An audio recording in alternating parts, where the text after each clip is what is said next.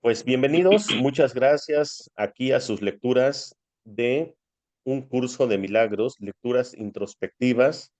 Aquí de la dinámica se trata de que nosotros hagamos la lectura y vamos a ir explicando gradualmente según se sienta, ¿no? Puede ser párrafo por párrafo, puede ser la sección completa. También se les da tenemos todos la oportunidad de participar, ya sea que quieran opinar algo, que quieran aportar alguna experiencia particular, ya sea que tengan alguna duda, ¿sí? Todo es válido. Por eso es una lectura introspectiva grupal. Aquí todos somos uno y nuestras participaciones nos enriquecen a todos. Por tanto, es muy importante y muy valiosa tu participación porque tu duda es la duda de todos, tu despertar es el despertar de todos y tu dolor es el dolor de todos, así que entre todos lo podemos sanar. Ese es el propósito del Espíritu Santo y es el propósito de escuchar una sola voz a través de todas las demás personas, de todos los demás hermanos. Bien, pues, ¿qué es el curso de milagros? Ya todos los que me siguen o lo que han estado leyendo saben que es una lectura, que es un libro que hacemos nosotros, es la lectura de un libro, que así se llama, un curso de milagros. De hecho, la palabra curso significa camino o andar, solamente que si van a buscar la etimología, significa un camino rápido, un camino como si fuera un atajo de milagros, o sea, un camino de milagros, o sea, una jornada llena de milagros. Entonces, todos nosotros estamos en nuestro camino, en nuestro viaje personal. En ese viaje personal, ¿por qué no invitar los milagros? Y el curso de milagros nos dice en el capítulo 1, en los principios de los milagros, que todos los días deberían de consagrarse a los milagros. Y cuando decimos todos los días deberían de consagrarse a los milagros, pues no tanto es que se refiera a que por la mañana hagamos una oración o un rezo a Juditas Tadeo para que nos conceda el milagrito de conseguirse al vecino o algo por el estilo, sino más bien se refiere a que todas las cosas que sucedan durante el día, nosotros podamos consagrarlo a un milagro. Que fui al ayuntamiento y quiero hacer un trámite y me lo están aplazando, elijo ver un milagro en lugar de esto. Que una persona me hizo mala cara, elijo ver un milagro. Que no llegó mi autobús a tiempo, elijo ver un milagro. Que se me descompuso tal cosa, elijo ver un milagro. Recuerden que también en clarificación de términos te dice que lo único opuesto al ego es el milagro. Entonces, está bien examinar al ego, no analizarlo, examinarlo desde fuera para poderlo juzgar y declararlo inexistente. Y en su lugar, en ese espacio vacío, aceptar el milagro. Recuerden que la aceptación es la ley de su existencia y es absurdo, demente y arrogante pensar que el milagro pueda estar limitado por las mismas leyes que vino exclusivamente a abolir. Es arrogante porque si creemos que el milagro está limitado, es como decir que Dios está limitado. Y eso es la total arrogancia del ego. Así que hay que aceptar los milagros, por eso es un curso de milagros y de eso se trata. Bueno, como siempre y como es para lo que estamos haciendo, siempre iniciamos con una oración y entregamos la lectura al Espíritu Santo. Pues bien, vamos precisamente a hacer eso. Vamos a entregar esta lectura, así que con su permiso voy a hacer la oración. Estoy aquí únicamente para ser útil. Estoy aquí en representación de aquel que me envió. No debo de preocuparme por lo que debo decir ni por lo que debo hacer, porque aquel que me envió me guiará. Me encuentro satisfecho de estar donde quiera que Él desee, porque sé que Él estará allí conmigo. Sanaré en la medida que se me permita enseñarme a sanar. Espíritu Santo, deseo que este sea un instante santo para mí, a fin de compartirlo con todos mis hermanos de la lectura y de la afiliación a quienes amo. Es imposible que se me pueda conceder a mí sin ellos o a ellos sin mí, pero nos es totalmente posible compartirlo ahora. Elijo, por lo tanto, ofrecer este instante al Espíritu Santo para que su bendición pueda descender sobre nosotros y mantenernos a todos en paz. Espíritu Santo, te entrego esta lectura para que tú la juzgues, la examines y la conviertas en un medio para la paz, para el perdón, para la expiación, y me permitas y me enseñes a comprender, aceptar la voluntad de mi Padre que es la mía propia. Cristo se convierte hoy en mis ojos, en los oídos que escuchan hoy la voz que habla por Dios. Amén.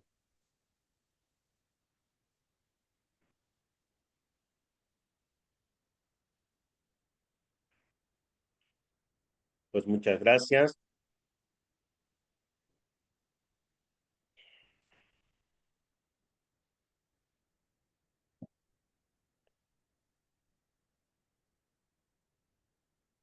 Repito que si alguien tiene alguna duda o algo por el estilo, pueden activar su micrófono y preguntar, ¿eh? Bien, vamos entonces ahora por el capítulo 12 del texto, el programa de estudios del Espíritu Santo. El juicio del Espíritu Santo, número 1.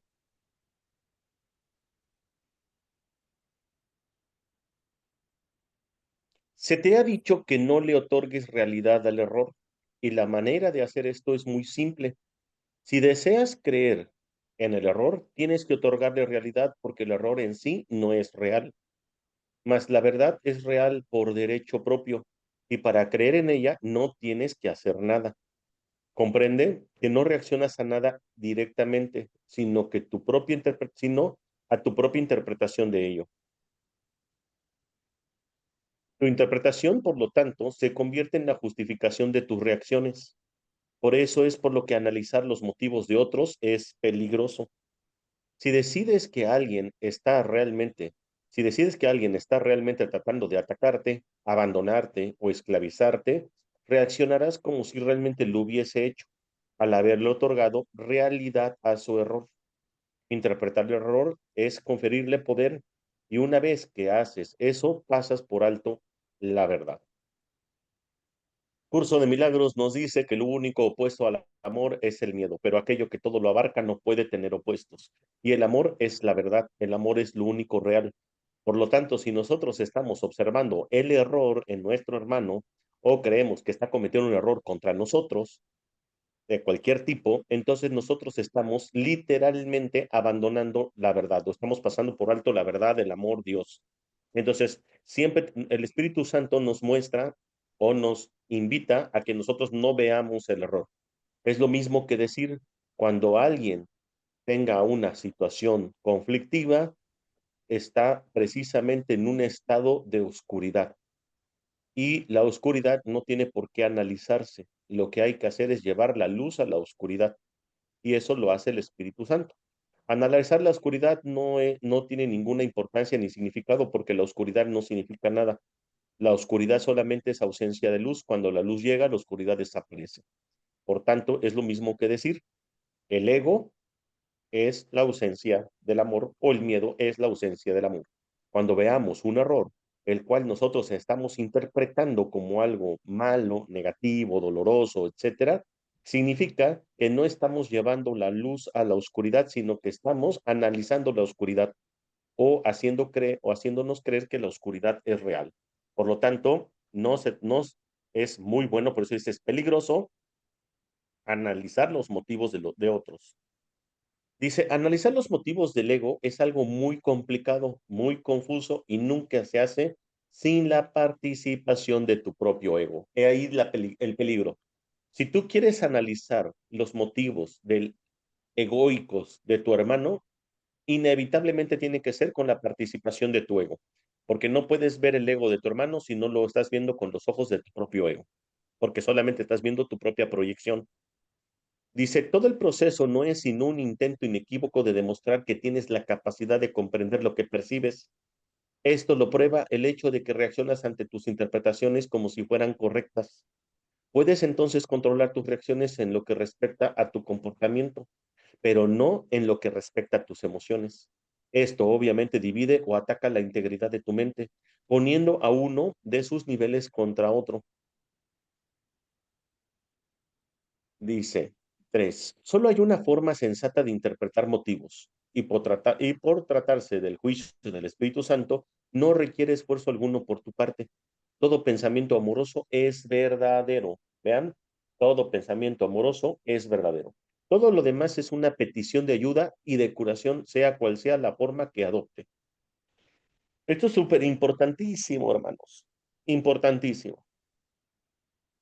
Por eso es que no existe nada externo a ti. Eso es algo que nosotros tenemos que comprender siempre. Capítulo 10.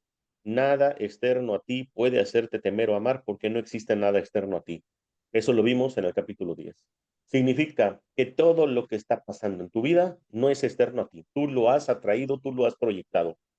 Solamente el mundo está dando fe y legalidad de tu percepción y la percepción es efecto, no es causa. La percepción es el resultado de tus pensamientos. Entonces, si el mundo que tú ves o las personas que se acercan a tu vida, tú las percibes como algo no amoroso, inevitablemente es porque tú mandaste los pensamientos de miedo. Si mandas y emites pensamientos de miedo, es como si mandaras un correo electrónico al mundo para que te conteste el correo como pensamientos de miedo. Si tú mandas pensamientos de amor, que son los únicos pensamientos verdaderos, es lo único que lograrás ver. Inclusive, ¿sí? Hasta las personas que estén, entre comillas, cometiendo errores, estén siendo agresivos, estén queriéndote atacar, estén queriendo lo que tú quieras, solamente tú vas a poder ver una petición de ayuda y de curación, no importa la forma en que adopte. Y esto es súper importante. Imagínense 10 personas frente a ustedes, así 10 personas, no le pongan rostro si quieren. Y todas estas personas están actuando de manera demente en el sentido de que uno está enojado, uno se está haciendo el triste, uno se está haciendo la víctima, uno te está atacando, uno está siendo irreverente, uno está siendo grosero, o sea, cada uno está actuando de una manera, se podría decir, no amorosa. Ok, entonces todos ellos no puedes tú decir, híjole, todas estas personas son externas a mí y este es rollo de ellos. Yo mejor prefiero proteger mi campo áurico, mi energía y me alejo de ellos. Eso no tiene nada que ver con la espiritualidad. Eso es ego. Si estás viendo el ego de tus hermanos, inevitablemente es porque lo estás viendo desde los ojos de tu ego. Lo único que puedes ver en el momento que tú ya emites pensamientos amorosos es una petición de ayuda y de curación. Todos estos hermanos no informan la forma en que adopte su comportamiento, solamente es una súplica de amor lo que están haciendo. Y cuando tú pides al Espíritu Santo que te permita la percepción correcta, que te corrija la percepción, es lo único que vas a poder ver. No vas a poder ver otra cosa más que eso. Solamente una súplica de amor, una petición de ayuda, una petición de curación.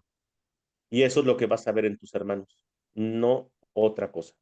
Esto puede ser complicado de inicio porque obviamente estamos acostumbrados que existe algo externo a ti que te viene a ti a atacar. Y esto no es así. Aceptar que nosotros somos responsables de todo lo que nos pasa es el primer paso a la cordura de nuestra demencia, claramente. Dice entonces, ¿cómo puede estar justificado reaccionar con ira ante la súplica de un hermano? Vean, aquí lo está diciendo, ¿no? Ninguna reacción podría ser apropiada excepto estar dispuesto a ayudarle, pues eso y solo eso es lo que está pidiendo. Ofrécele cualquier otra cosa y te estarás arrogando el derecho de atacar su realidad al interpretarla como mejor te parezca. Tal vez no esté completamente claro para ti el peligro que esto supone para tu mente. Si crees que una petición de ayuda es otra cosa, reaccionarás a esa otra cosa. Tu reacción, por lo tanto, será inadecuada a la realidad tal como esta es, pero no a la percepción que tú tienes de ella. Entonces, por eso es que hay que tener mucho cuidado con querer analizar las reacciones dementes de nuestro hermano. Acuérdense que cuando veas demencia o veas un hermano que está actuando de manera demente, la única manera de sanar tanto tu percepción como la de tu hermano es percibiendo cordura en tu hermano. Porque acuérdense que todos somos uno. Entonces, si no ves eso, no lo estás viendo. No hay nada que te impida reconocer todas las peticiones de ayuda exactamente como lo que son, excepto tu imaginaria necesidad de atacar. Esta necesidad es lo único que hace que estés dispuesto a entablar interminables batallas con la realidad en las que niegas que la necesidad de curación sea real, haciéndola irreal. No harías eso si no fuera por el hecho de que no estás dispuesto a aceptar la realidad tal como es y por consiguiente te privas de ella. O sea, nosotros atacamos la realidad. O sea, cuando ves a un hermano demente actuando de manera, no importa cómo sea, que no parezca amor, es porque está pidiendo amor. No hay más. Cuando una persona ya se reconoce como el amor mismo, ya no puede ver más que amor. Piénsenlo de esta manera. Una persona que está triste, una persona que está enojada, una persona que está atacando, una persona que está irritada, ¿qué sucede? Algo necesita, ¿estamos de acuerdo? De lo contrario, no hubiera perdido su paz. Una persona que está en paz no necesita nada. Esto como que es muy lógico, ¿no? Entonces, una persona que está irritado, que está enojado, que no está bien por alcohol, por cualquier razón, es porque no está en paz, es porque ha ido a buscar su reconocimiento fuera de sí mismo. Ahora, si esta persona no está en paz, pues también significa que ¿sí? Tú puedes darle esa paz. ¿A qué me refiero con esto? Cuando esta persona no está en paz, es porque esta persona no está en amor, no está en paz. Por lo tanto, necesita algo. Ahora, si nosotros, a sí mismos, decidimos vernos como el amor mismo, entonces esa vacuidad o ese sentimiento de necesidad cada vez se va desapareciendo. ¿Por qué? Porque cuando yo digo, yo no necesito que me amen, yo no necesito ni siquiera amarme, yo soy el amor es, porque es ilógico pensar que el amor necesita ser amado o el amor necesita que lo amen, ¿estamos de acuerdo? El amor es, simplemente es. Entonces, cuando yo digo, soy tal como Dios me creó y Dios es amor, yo soy el amor. Entonces, solamente puedo ver en mis hermanos o amor o una súplica de amor en la que ellos creen que necesitan amor. Entonces, es ahí donde nosotros tenemos que no atacar la realidad. La realidad de mi hermano es que él es el amor, más no lo recuerda. Pero en nuestro menester o nuestra función es recordarle que él es el amor igual que yo. Y eso es lo que tenemos que estar dispuestos en todo momento. Pero para eso, para poder ver eso, como dice el curso, Dios te ha dado un hijo, ¿sí? Simplemente para que puedas ver, con el único propósito de que puedas ver su perfecta santidad.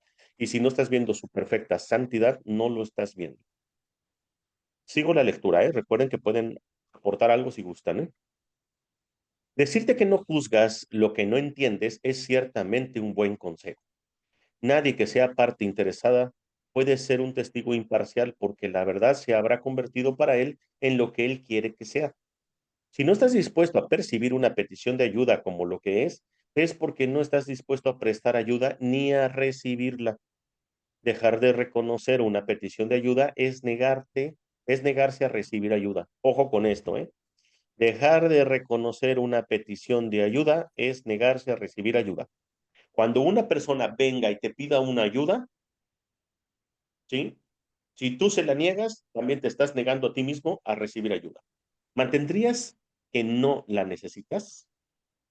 Sin embargo, eso es lo que mantienes cuando te niegas a reconocer la súplica de un hermano, pues solo respondiendo a su súplica puedes tú mismo ser ayudado. Niégate a ayudarle y no podrás reconocer la respuesta que Dios te dio. El Espíritu Santo no necesita tu ayuda para interpretar motivos, pero es indudable que tú necesitas la suya. La única reacción apropiada hacia un hermano es apreciarlo.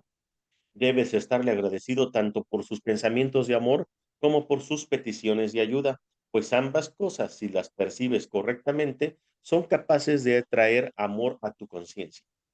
Toda sensación de esfuerzo procede de tus intentos de no hacer simplemente eso. ¿Cuál simple es entonces el plan de Dios para la salvación? No hay sino una sola manera de reaccionar ante la realidad, porque la realidad no suscita conflicto alguno. No hay sino un solo maestro de la realidad, el cual entiende lo que ésta es. Este maestro no cambia de parecer con respecto a la realidad porque la realidad no cambia. Si bien tus interpretaciones de la realidad no tienen sentido en tu estado dividido, las suyas son por siempre fieles a la verdad. Él te las da porque son para ti. No intentes ayudar a un hermano a tu manera, pues no puedes ayudarte a ti mismo.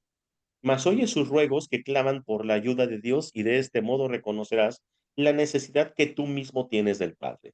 Esta es la parte clave de todo esto que, bueno, ya me les iba a adelantar y se las iba a comentar.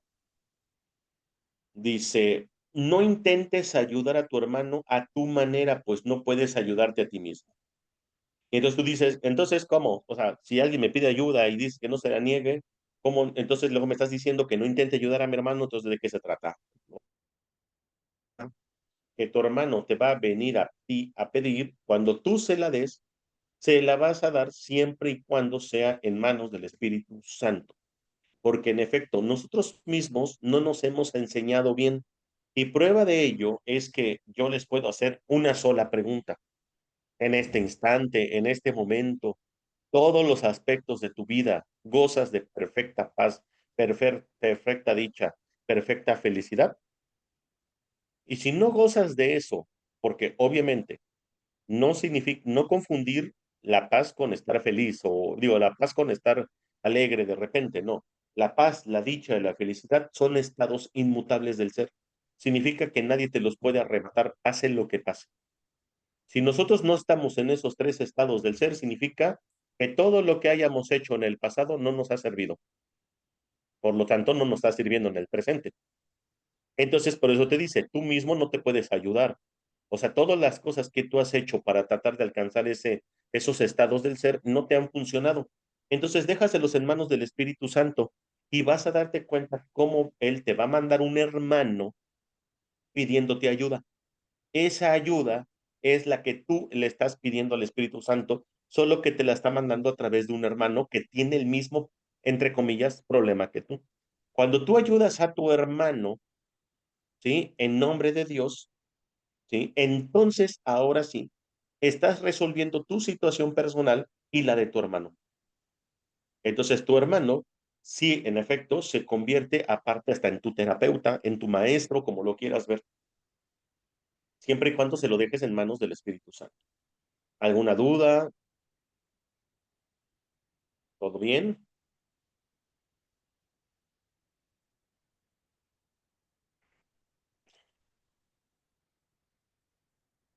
Sigo. Las interpretaciones que haces de las necesidades de tu hermano son las interpretaciones que haces de las tuyas propias. ¿Ya se dan cuenta? O sea, cuando tú quieres analizar o interpretar la situación de tu hermano, al prestar ayuda, la estás pidiendo. Y si percibes tan solo una necesidad en ti, será sanado. Pues reconocerás la respuesta de Dios tal como deseas que sea, y si de verdad la deseas, ciertamente será tuya. Cada súplica a la que respondes en nombre de Cristo acerca más a tu conciencia el recuerdo del Padre. En interés de tu propia necesidad, pues, oye toda petición de ayuda como lo que es, para que Dios te pueda responder a ti. Bueno, y lo que expliqué aquí lo dijo más bonito. Sigo, número 8. Al aplicar cada vez más la interpretación del Espíritu Santo a las reacciones de otros, irás cobrando mayor conciencia de que su criterio es igualmente aplicable a las tuyas. Pues reconocer el miedo no es suficiente para poder escaparse de él, aunque sí es necesario para demostrar la necesidad de escapar. El Espíritu Santo tiene aún que transformar el miedo en verdad. Si se te dejase con el miedo una vez que lo hubieses reconocido, habría dado un paso que te alejaría de la realidad en vez de acercarte a ella. No obstante, hemos señalado repetidamente la necesidad de reconocer el miedo y de encararlo sin camuflarlo, como un paso crucial en el proceso de desvanecer al ego. Considera entonces lo mucho que te va a servir la interpretación que hace el Espíritu Santo de los motivos de los demás. Al haberte enseñado a aceptar únicamente los pensamientos de amor de otros y a considerar todo lo demás como una petición de ayuda, te ha enseñado que el miedo en sí es una petición de ayuda. ¿Ya se dieron cuenta? Esto es lo que realmente quiere decir reconocer el miedo. Si no lo proteges, el Espíritu Santo lo reinterpretará. En esto radica el valor principal de aprender a percibir el ataque como una petición de amor. Ya hemos aprendido que el miedo y el ataque están inevitablemente interrelacionados. Si el ataque es lo único que da miedo y consideras al ataque como la petición de ayuda que realmente es, te darás cuenta de la irrealidad del miedo. Pues el miedo es una súplica de amor en la que se reconoce inconscientemente lo que se ha negado. Entonces, bueno, como para una manera de explicarlo esto, cuando un hermano, o sea, obviamente en nuestras oraciones está siempre pedirle expiación, sanar nuestros pensamientos, sanar nuestros miedos, sanar nuestros juicios, sanar todo lo que tengamos que sanar. El Espíritu Santo te puede llegar a mandar un hermano que está viviendo una situación, puede ser un ataque, puede ser un conflicto, cualquier cosa, pero nosotros tenemos ahí que actuar diferente. Es ahí donde el Espíritu Santo lo tenemos que invocar en nuestro hermano. En efecto, vamos a imaginar que una persona se me acerca triste, se me acerca enojado, se me acerca atacando, se me acerca X, de una manera demente, no importa sea la forma en la que se presente. Todas son la misma, miedo, porque solamente existe amor o miedo, ¿ok? El miedo es una invención, claramente. Pero el miedo te dice, entonces, ahora es ahí donde tú le puedes pedir al Espíritu Santo. Espíritu Santo, permíteme ver este miedo como una súplica de amor. Eso es lo que significa reconocer el miedo. Estoy reconociendo que el miedo simplemente es una súplica de amor. Yo he puesto muchas veces este ejemplo. El miedo no es otra cosa más que nuestro olvido, nuestra demencia, no saber quién somos. Pero muchas veces, ¿qué pasa, por ejemplo, cuando recoges un gatito? Es un ejemplo que me gusta mucho poner. Un gatito callejero, muchas veces, un gatito pequeño. El gato puede reaccionar como con enojo, como con ira, queriendo atacar. Sin embargo, ¿qué sucede? Tú no puedes pensar que ese gato despertó de malas o que tiene un problema personal contra ti. Tú sabes que el gato tiene miedo, pero también sabes cuál es la única forma de quitarle el miedo. Y la única manera de quitarle el miedo es con amor. Entonces, el amor, ¿sí? No es otra cosa más que, repito, la emoción, si quieres llamar, el único pensamiento real que existe, que desvanece automáticamente el miedo, porque el miedo es la oscuridad y el miedo, ¿sí? Desaparece automáticamente en el momento que integras el amor ahí. El amor no ataca el miedo, pues el miedo es una súplica de amor. No puede entrar el amor atacándolo, estamos de acuerdo. Entonces, todas las demencias que podamos ver en el mundo, con todos nuestros hermanos, desde asesinatos, violaciones, secuestros, o sea, todas las guerras, todo lo que logremos ver, no es otra cosa más que el mundo en una demencia viviendo con miedo. Y en ese miedo actúan de esa manera. Entonces ahora nosotros logramos reinterpretar lo que está pasando en el mundo, sabiendo que simplemente es una súplica de amor. Y ojo con esto, no lo puedes hacer por tu cuenta, repito, como nos lo dijo el curso, porque tú mismo no te puedes ayudar, entonces lo hace el Espíritu Santo. Así que por favor, si a partir de esta plática estaban pensando hacer alguna organización sin fines de lucro llamándose amorcities.org, por favor no la hagan, porque si entonces salimos a la calle buscando gente que carece de amor, es exactamente lo mismo. Solamente puedes ver la carencia de tu amor en tu hermano desde tu carencia de amor. Dios es el que te va a mandar o el Espíritu Santo te va a poner a tu hermano, que es con quien realmente tienes que hacer esa labor. Espero haberme explicado. Si tienen dudas, por favor, comentarios. Ale, por decir, si llega una persona y pues te platica situaciones que por las que está pasando. Sí, en muchas ocasiones, bueno, a mí me pasa que no pienso en el amor, sino después es cuando le entrego a mi hermano para que el Espíritu Santo haga la expiación para él y para mí mismo. Sí se puede, ¿verdad? Así sí se puede también. Sí, Porque a lo mejor en ese momento, sí, pues no me concentro así con lo que me está diciendo, no me puedo concentrar a decir, eres hijo de Dios, tú eres amor, si Dios es amor, nosotros también lo somos. O sea, yo sé que en ese momento luego no puedo, o sea, no lo logro hacer, pero sí puedo hacerlo, a lo mejor que se va y ya después puedo empezarlo a hacer.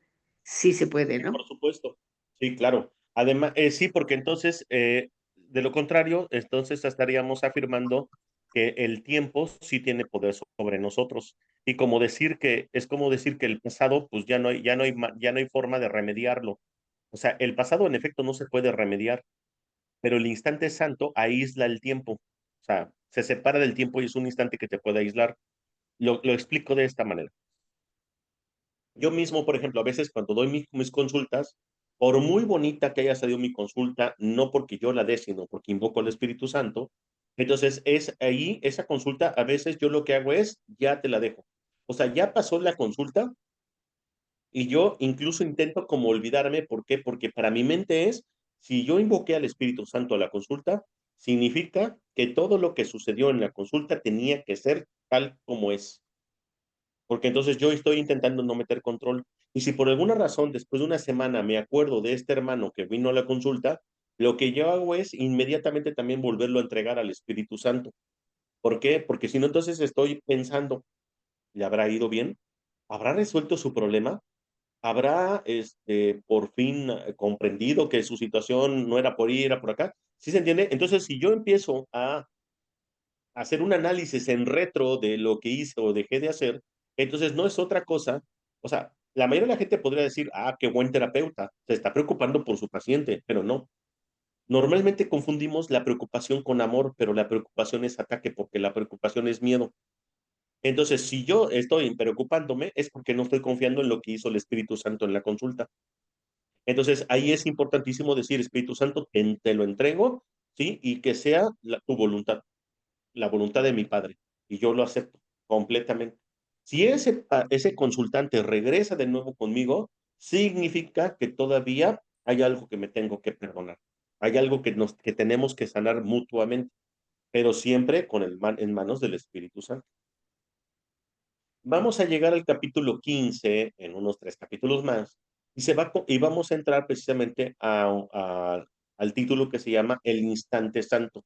Esa es una forma rapidísima precisamente de que, por ejemplo, como el ejemplo que me pones de que estoy en una plática con una persona, ¿sí? Y resulta que no me da tiempo, en este momento no estoy pensando en el amor, en Dios, sobre todo si me está hablando de calamidades, ¿no? Pero ¿qué pasaría si en ese instante simplemente dices, te entrego este instante santo? Pero esa frase o ese pensamiento en tu mente, sabes todo lo que implica, que es todo lo que hemos estado leyendo. Te entrego este instante santo significa, déjame ver el amor perfecto en mi hermano, déjame ver la súplica de amor, permíteme ver a mi hermano santo, libre completamente de culpa, permíteme ver a mi hermano completamente cuerdo, o sea, elijo ver la paz de Dios, somos uno con Dios. El instante santo es todo eso. Y basta con decir un pensamiento, te entrego este instante santo. Y es una aceptación total. Es más, eh, termino de leer que son, ya, pero no, voy a leer estos. Pero bueno, más bien, voy a dar el ejemplo. Pero, a ver, sus cámaras, ¿dónde están sus cámaras? Los que gusten, claro, los que puedan. La mayoría, muchas personas, cuando apenas estamos empezando con el curso nos repite constantemente que dejemos al Espíritu Santo todo lo que se pueda dejar al Espíritu Santo, lo dejemos. Y esto, cuando tú lo haces, en un principio, tú dices, ¿no estaré cayendo ya en algo exagerado? ¿No será ya algún tipo de fanatismo? A mí me pasó. Incluso hasta a veces mi propia familia me dijo, oye, ¿no estás ya exagerando tanto con lo del Espíritu Santo? Y el curso nos dice, mira, si estás en este mundo, si estás en esta matrix, si estás en este sueño, es porque eligiste en contra del reino de Dios. No es otra cosa. Porque el curso de milagros nos lo dice de manera muy clara. El mundo que tú ves no lo pudo haber hecho Dios, porque Dios solamente pudo haber creado lo eterno y el mundo que tú ves no es eterno. Todo lo que tú ves, no importa. Algunas ilusiones van a perdurar más que otras. Una montaña, un lago, un mar, lo que tú quieras, pero todo está destinado al polvo. Entonces, el mundo que ves no es lo hizo Dios.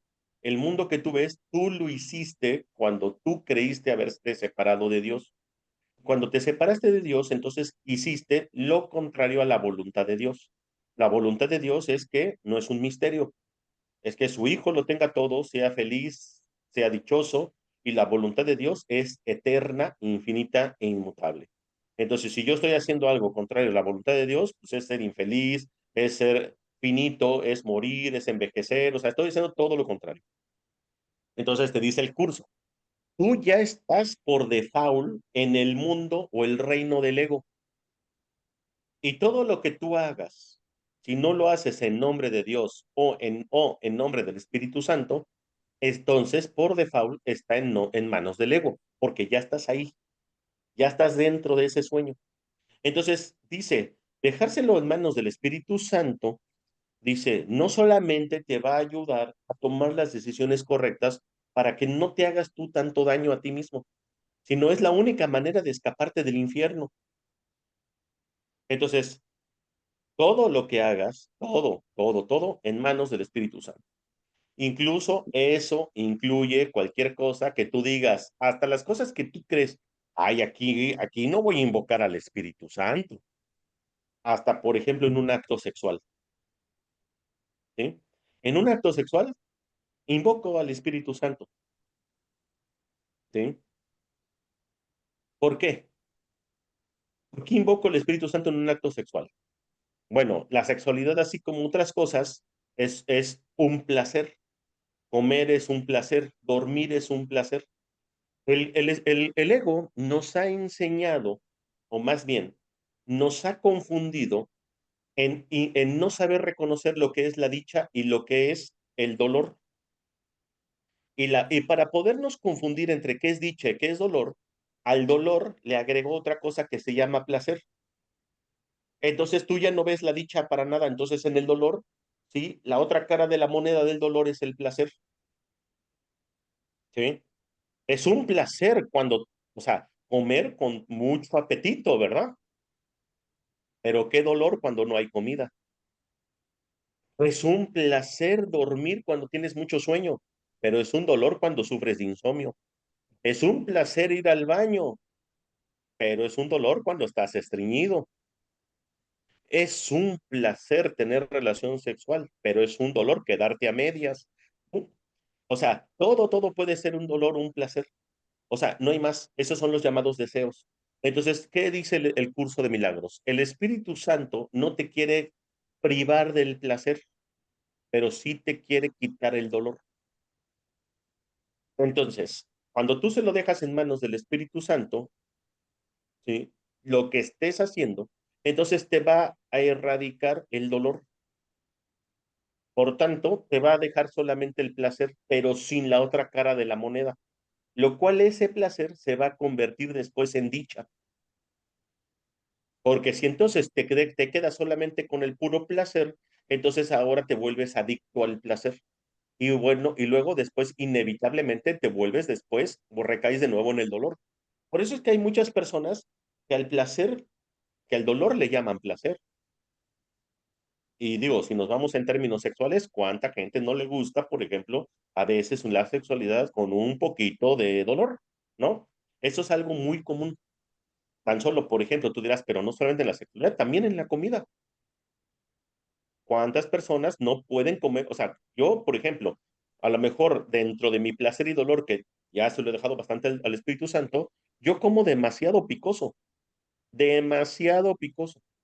que para cualquier otra persona me diría, eso ya no es placentero, eso ya no, ni siquiera se siente bien, o sea, ya no es placer comer así. Pero para mí, no puedo comer yo sin picante. Yo ya he convertido el dolor en placer. ¿Sí? Entonces, es súper importante que podamos comprender esa parte. Cuando entonces tú se lo dejas al Espíritu Santo, entonces te elimina, ok, por dos dice ya, te elimina ese dolor y entonces te queda el placer, pero el placer se convierte en dicha. Ahora, ¿por qué mencioné hasta en lo que tú crees que no debería de entrar el Espíritu Santo? Entra. Eso es a lo que se le llama, ¿sí? Castidad, en relación a la sexualidad. Yo hace mucho tiempo mencioné que yo soy casto. Y eso no significa que no tenga sexo o que ya me metí a trabajar bueno, ahí en una iglesia o algo. No, no, no. La castidad no significa privarte de la sexualidad. La, ca- la, la castidad sagrada, ¿sí? Por así decirlo, ser casto significa, ¿sí? Dejar el acto sexual en manos del Espíritu Santo. Antes, durante y después, para que sea Él el que haga la función, ¿sí? No tú. Ahora, no significa que tú no seas un canal. Entonces, ahora, ¿de qué se trata? Bueno, se trata que entonces ahora la sexualidad no es el fin, es un medio. La comida no es el fin, es un medio. O sea, todas las cosas se convierten en un medio, no en un fin. Y por lo tanto también tu cuerpo. Entonces ahí nadie puede salir herido. Ahí es cuando tenemos, Claro. ahí sí es cuando tendríamos que separar lo que es el cuerpo, ¿no? Porque a fin de cuentas, lo dice, nosotros no somos un cuerpo, ¿no? Claro. Bueno, O yo les sea, recomiendo que lean o que escuchen Diálogos para el despertar, cuando le preguntan a Jesús que si él tenía sexo, dijo, claro que sí. Dice, pero la sexualidad nunca fue el fin, el fin fue el amor. La sexualidad solamente fue un medio. Entonces, la sexualidad fue un medio, pero para el amor. Entonces dice, en mi acto sexual, no solamente con mi esposa María Magdalena, muchas personas se beneficiaron y estas mujeres a la vez con las que tuvieron acto sexual con otros hombres, también se beneficiaron. ¿Por qué? Porque lo que se comparte no es en la sexualidad, lo que se comparte es el amor. Ujú. Entonces, no olvidar que todas las cosas del reino, del ego, del miedo, de este sueño, solamente tienen que ser un medio para el amor, no tienen que ser el fin. Entonces, de esa manera, no puedes caer en la trampa del ego. ¿Alguna duda hasta aquí? ¿Duda, comentario? ¿Todo bien? Excelente. Entonces, continúo leyendo. Vamos entonces por el número 9.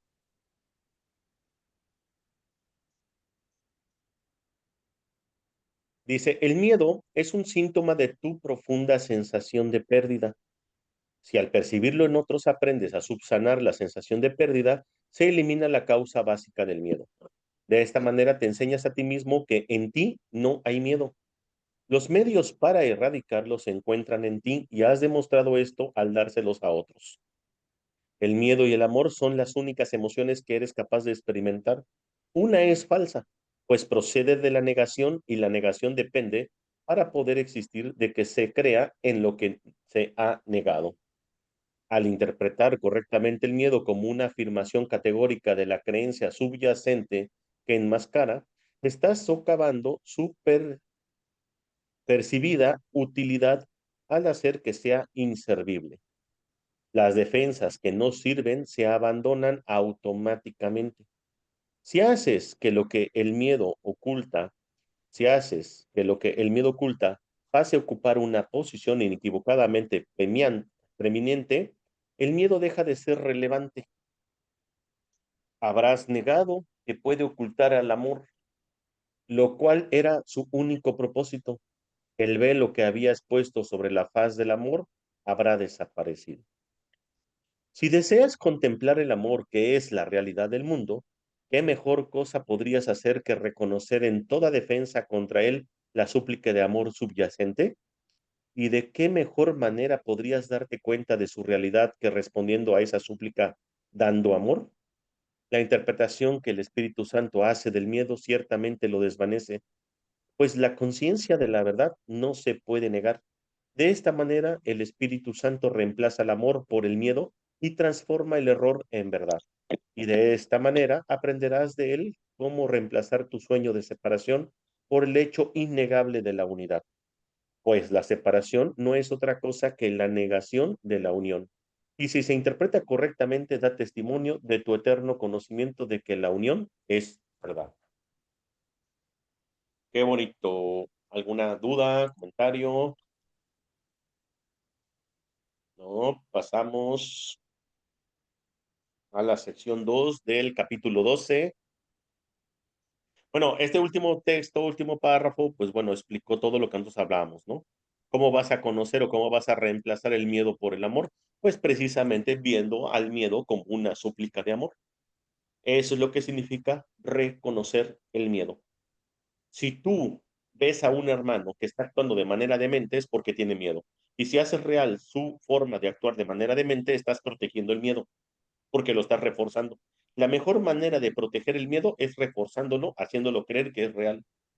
Pero cuando tú reinterpretas el miedo como una súplica de amor y además se lo das, no solamente es, ah, es que está pidiendo amor, pero bueno, ya que esté yo de mejor, de buenas, le voy a dar amor. No, en ese momento, Espíritu Santo, permíteme, dame las palabras, ¿sí? Escucha la voz, etcétera. Y entonces ahí tú le pides las palabras y entonces lo que tú le digas es lo que tiene que ser porque ya invocaste al Espíritu Santo.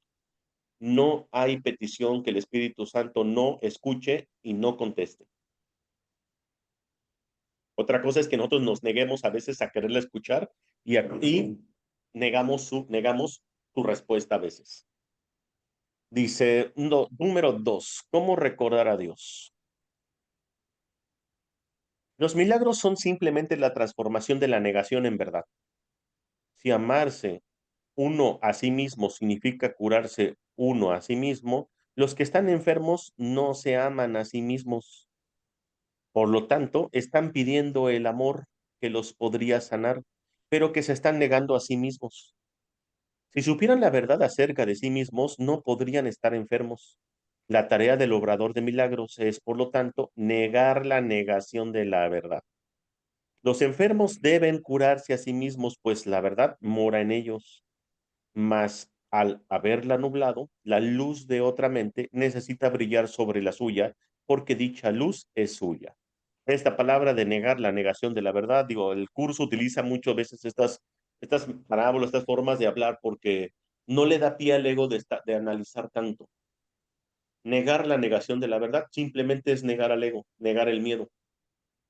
No es miedo, es súplica de amor. Porque el miedo, ¿qué hace? El miedo está negando la verdad. La verdad es Dios, la verdad es el amor, la verdad es el infinito, lo eterno, lo inmutable, la unidad. Esa es la verdad, la realidad, es la única verdad. ¿Vamos? Cuando escuchemos hablar de la verdad, eso es. Entonces, la única ilusión que cree que puede negar la verdad es el ego y el miedo. Entonces, cuando tú dices, está actuando de manera demente porque tiene miedo, entonces no veas ya miedo, más bien niega la negación de la verdad, niega al miedo que está negando a la verdad. Y por lo tanto, al negar el miedo, entonces lo reinterpretas como una súplica de amor.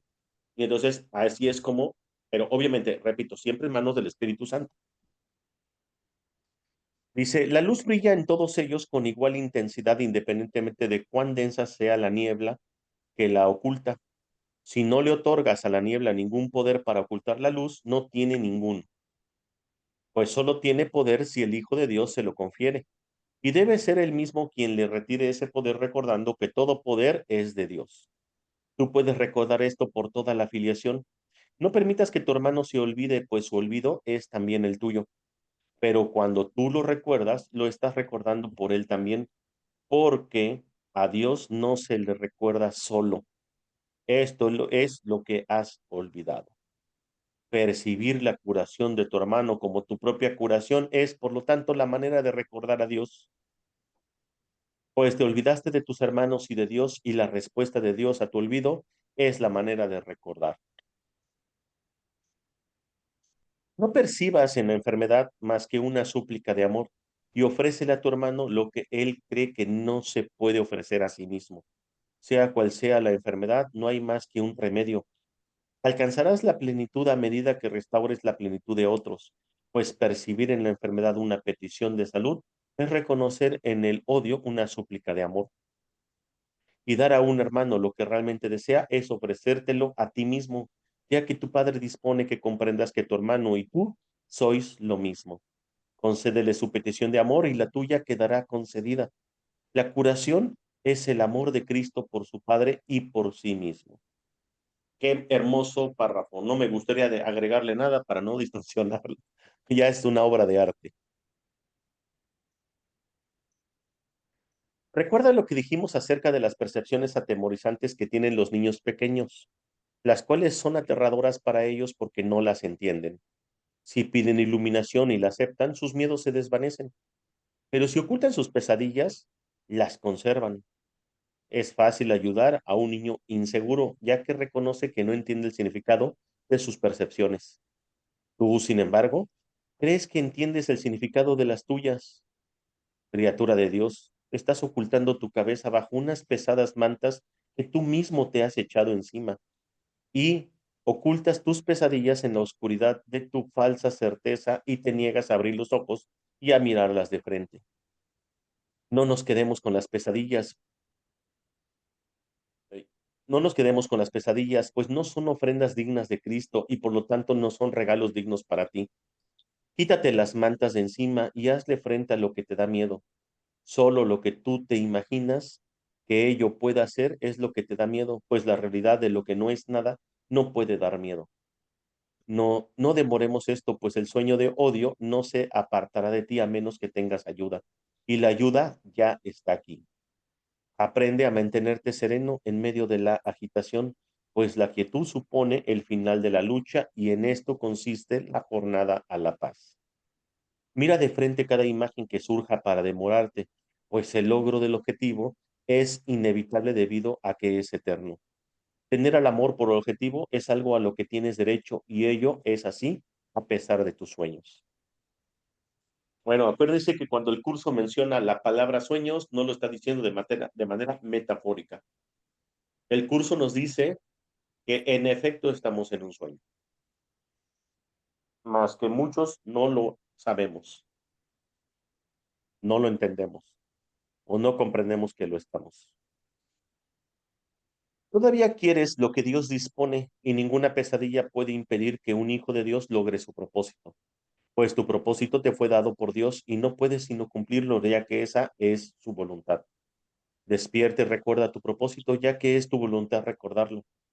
Lo que ya se ha llevado a cabo por ti tiene que ser tuyo. No permitas que tu odio obstruya el camino del amor, pues no hay nada que pueda resistirse al amor de Cristo, al amor que Cristo le profesa a su Padre o al amor que su Padre le profesa a él. Dentro de poco me verás, pues yo no estoy oculto porque tú te estés ocultando. Es tan seguro que te desperté como me desperté a mí mismo, porque desperté por ti. En mi resurrección radica tu liberación. Nuestra misión es escapar de la crucifixión, no de la redención. Confía en mi ayuda, pues yo no caminé solo, y caminaré contigo de la misma manera en que nuestro Padre caminó conmigo. ¿No sabías que caminé con Él en paz? ¿Y no significa eso que la paz nos acompaña durante toda la jornada? En el amor, en el amor perfecto no hay miedo. No haremos otra cosa que mostrarle la perfección de lo que ya es perfecto en ti. No tienes miedo de lo desconocido, sino de lo conocido. No fracasarás en tu misión porque yo no fracasé en la mía. En nombre de la absoluta confianza que tengo en ti, confía en mí, aunque solo sea un poco, y alcanzaremos fácilmente la meta de perfección juntos, pues la perfección simplemente es y no puede ser negada. Negar la negación de lo perfecto no es tan difícil como negar la verdad, y creerás en lo que, en lo que podemos realizar juntos cuando lo veas realizado. Qué bonitas palabras de Jesús el Cristo. Tú que te has tratado de desterrar el amor, tú que has tratado de desterrar el amor, no has podido lograrlo, pero tú que eliges desterrar el miedo, no podrás por menos que triunfar. El Señor está contigo, pero tú no lo sabes. Sin embargo, tu Redentor vive y mora en ti en la paz de la que Él fue creado. ¿No te gustaría intercambiar tu conciencia de miedo por esta? Cuando hayamos superado el miedo, no ocultándolo ni restándole importancia, ni negando en modo alguno su impacto, esto es lo que realmente verás. No puedes dejar a un lado los obstáculos de la verdadera visión a menos que primero los observes, ya que dejarlos a un lado significa que has juzgado contra ellos. Y los examinas. Si los examinas, el Espíritu Santo los juzgará y los juzgará correctamente. Sin embargo, Él no puede eliminar con su luz lo que tú mantienes oculto, pues no se los has ofrecido y Él no puede quitártelo. Lo que ya decíamos, entregárselo todo al Espíritu Santo como si fuera una confesión. Nos estamos embarcando, por lo tanto, en un programa muy bien organizado, debidamente estructurado y cuidadosamente planeado, que tiene por objeto aprender a entregarle al Espíritu Santo todo aquello que no desees. Él sabe qué hacer con ello. Tú, sin embargo, no sabes cómo valerte de su conocimiento. Cualquier cosa que se le entregue que no sea de Dios desaparece. No obstante, tienes que estar completamente dispuesto a examinar eso que le entregas, ya que de otro modo su conocimiento no te servirá de nada. Él jamás dejará de prestarte ayuda, pues prestar ayuda es su único propósito. ¿No es cierto acaso que tienes más razones para temer al mundo tal como lo percibes que para mirar a la causa del miedo y abandonarla para siempre? Obviamente sí. ¿Alguien tiene alguna duda, comentario?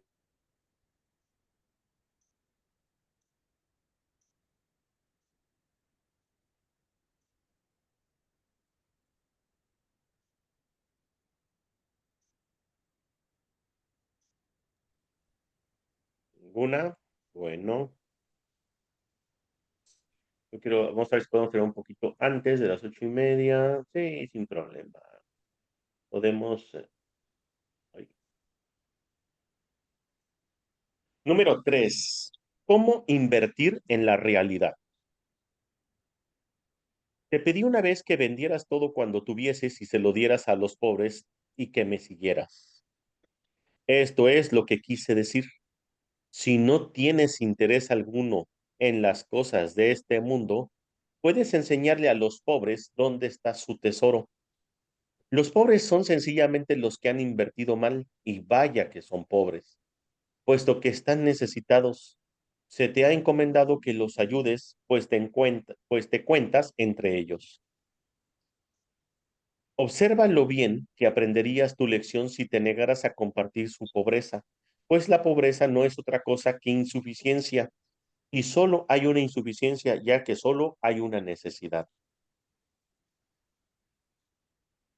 Suponte que un hermano insiste en que hagas algo que tú crees que no quieres hacer. Su misma insistencia debería indicarte que él cree que su salvación depende de que tú hagas lo que te pide. Si insistes en que no puedes satisfacer su deseo y experimentas de inmediato una reacción de oposición, es que crees que tu salvación depende de no hacerlo. Estás, por lo tanto, cometiendo el mismo error que él y haciendo que su error sea real para ambos. Insistir significa invertir. De aquello en lo que inviertes está siempre relacionado con tu idea de lo que es la salvación. La pregunta se compone de dos partes. Primera, ¿qué es lo que hay que salvar? Y segunda, ¿cómo se puede salvar? Cada vez que te enfadas con un hermano por la razón que sea, crees que tienes que proteger al ego y que tienes que protegerlo atacando. Si es tu hermano el que ataca, estás de acuerdo con esta creencia. Si eres tú el que ataca, no haces sino reforzarla. Recuerda que los que atacan son pobres.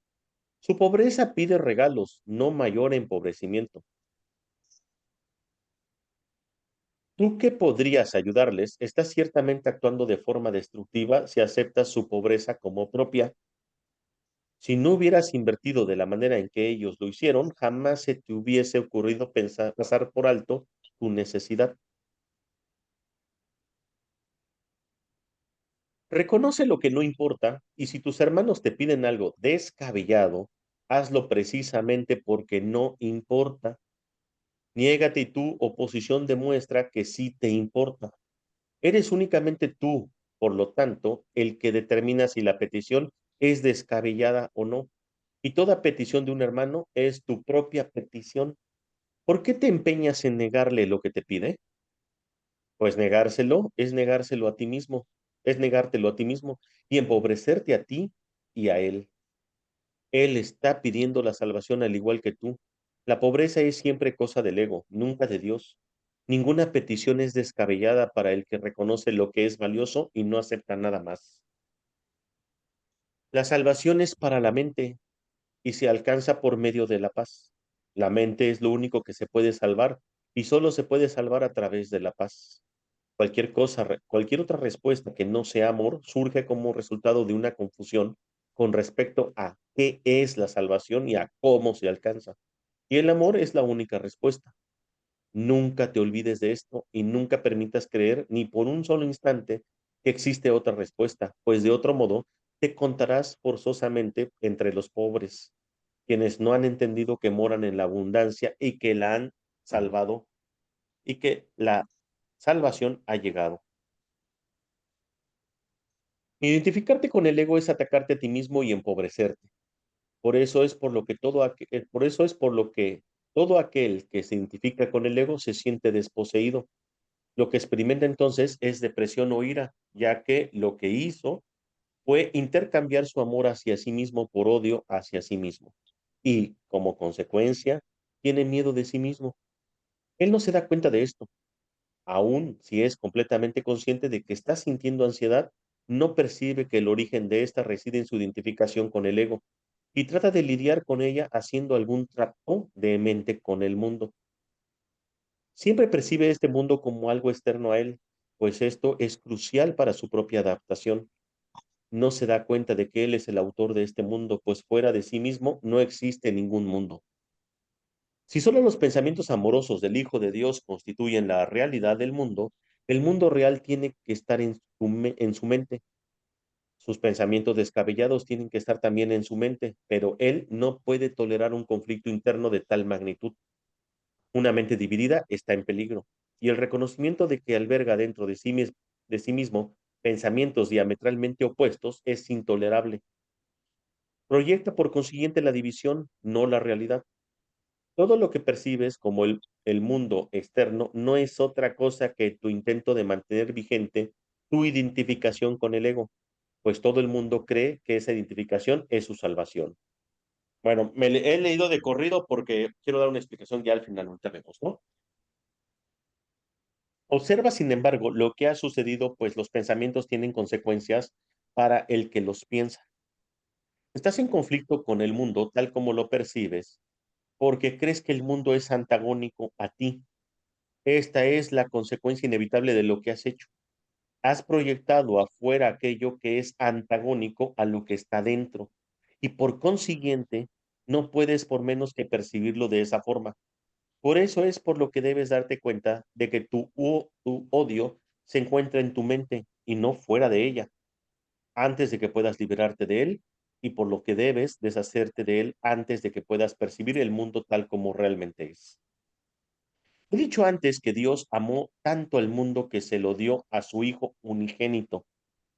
Dios ciertamente ama el mundo real y aquellos que perciben la realidad de éste no pueden ver el mundo de la muerte, pues la muerte no forma parte del mundo real, en el que todo es un reflejo de lo eterno. Dios te dio el mundo real a cambio del mundo que tú fabricaste como resultado de la división de tu mente, el cual es el símbolo de la muerte, pues si pudieras realmente separarte de la mente de Dios, perecerías. El mundo que percibes es un mundo de separación.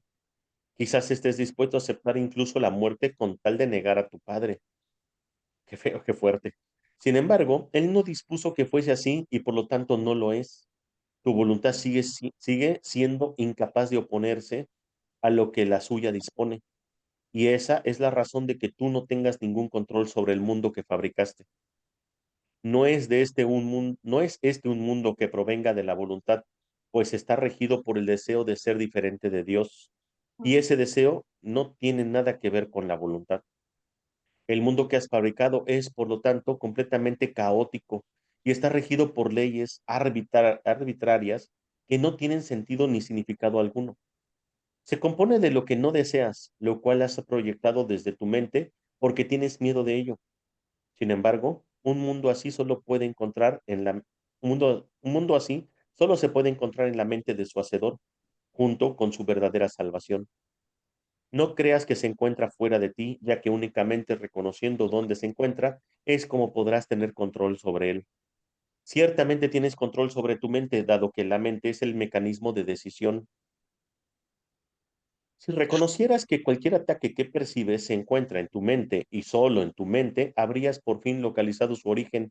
Y allí donde el ataque tiene su origen, allí mismo tiene que terminar, pues en ese mismo lugar reside también la salvación. El altar de Dios donde Cristo mora en ti, otra vez, el altar de Dios donde Cristo mora se encuentra ahí. Tú has profanado el altar, pero no has profanado el mundo. Cristo, sin embargo, ha puesto la expiación sobre el altar para ti. Lleva todas tus percepciones del mundo ante ese altar, pues es el altar a la verdad. Ahí verás tu visión transformarse y ahí aprenderás a ver verdaderamente. Desde este lugar en el que Dios y su Hijo moran en paz y en el que se te da la bienvenida, mirarás en paz hacia el exterior y verás el mundo correctamente. Mas para encontrar ese lugar tienes que renunciar a tu inversión en el mundo tal como lo proyectas y permitir que el Espíritu Santo extienda el mundo real desde el altar de Dios hasta ti. Me fui de super corrido.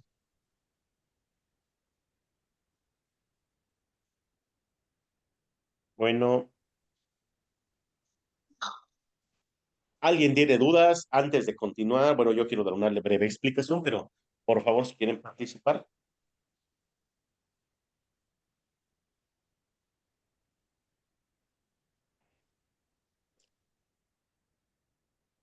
Bueno, este párrafo, bueno, más bien esta sección, nos habla, bueno, primero como en dos partes. Primero, donde obviamente te habla, bueno, cómo invertir en la realidad. Y te dice, pues, Jesús, ¿no? Dice, te pedí una vez que vendieras todo cuanto pudieses y se lo dieras a los pobres y me siguieras.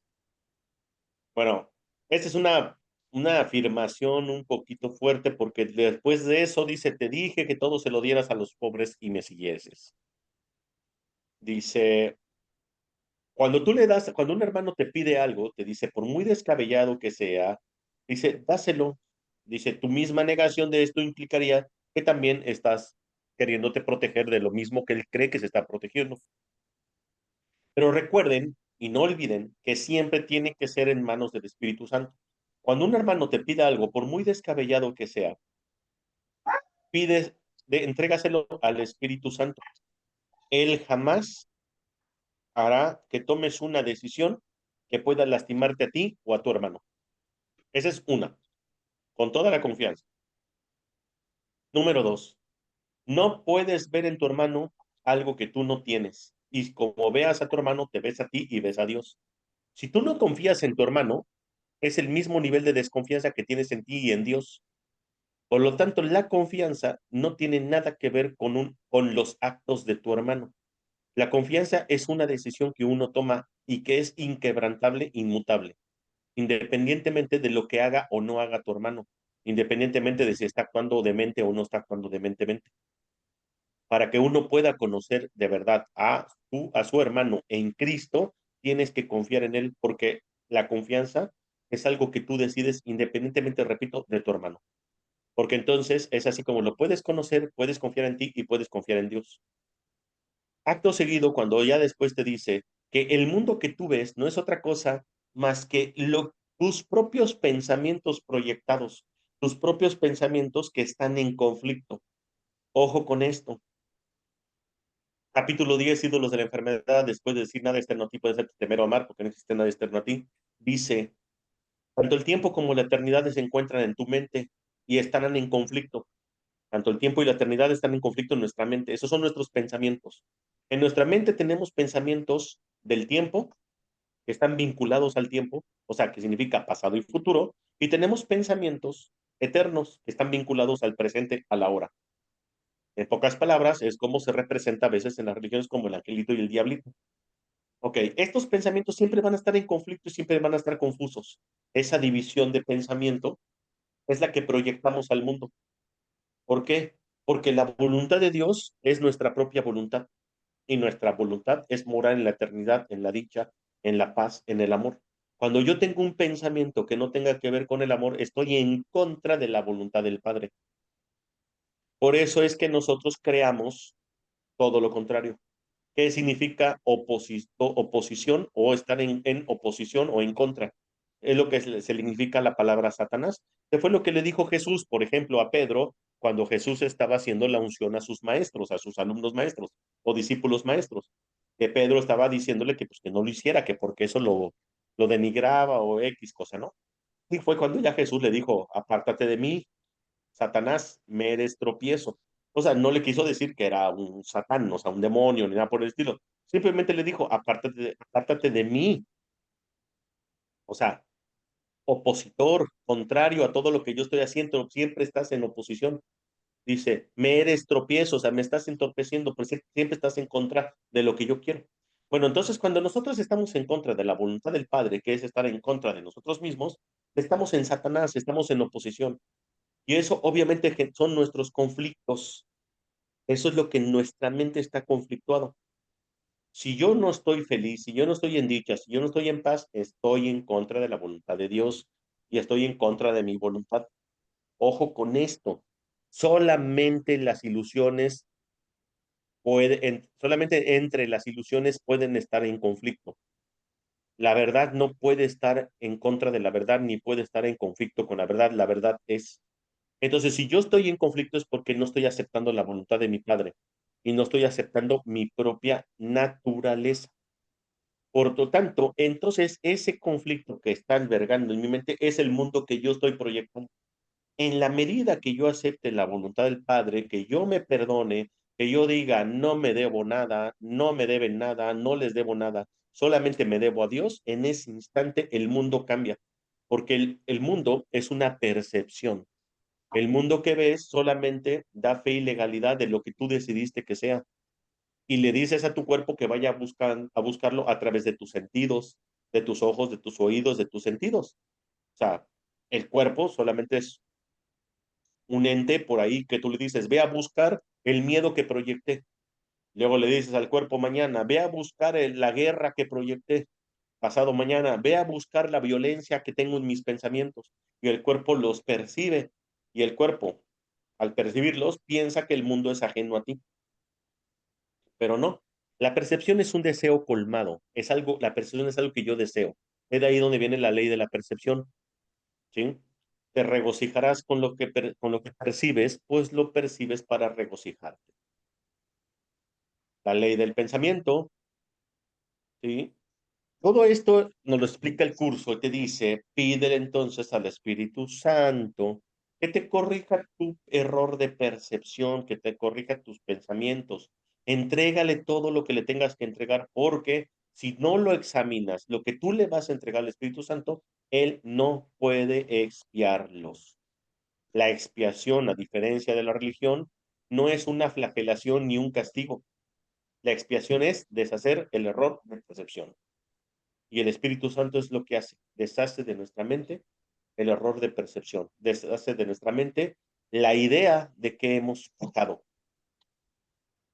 El Hijo de Dios es inocente y el pecado no existe, ni existió, ni existirá. Por lo tanto, esa sería la expiación total. Entonces, no sé si hay algo que alguien quiera aportar, algo quiera decir. Ya estamos llegando al final de la sesión del día de hoy.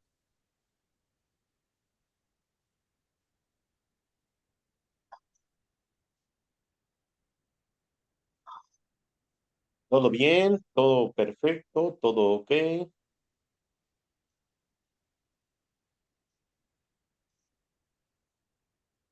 ¿Sí? Entonces, pues bueno, si todo está bien, pues yo nada más me queda más que agradecerles por acompañarnos en esta lectura introspectiva. Nos vemos el próximo lunes. Ah, bueno, a lo mejor el lunes vamos a cambiar la clase para el martes. Yo les confirmo porque tal vez el lunes, el fin de semana no salga y tal vez llegue muy tarde ya el lunes, pero yo les mando mensaje en el grupo. Si por alguna razón no se puede, bueno, ya nos vemos mejor hasta el miércoles y ahí acomodamos las fechas, ¿vale? Pero bueno, se los agradezco mucho. Muchas gracias, Leti. Muchas gracias, Gracias. Lupita. Gracias. Gracias, Mónica, Ceci, Laura, Flor. Y muchas gracias a los iPhone que tenemos aquí. Y bueno, ahí estuvo esta Gaby, estuvo también alguien más, estuvieron y después se salieron. Muchas gracias. Gracias por su participación. Gracias a Dios y muchas bendiciones. Dejamos de grabar. Gracias.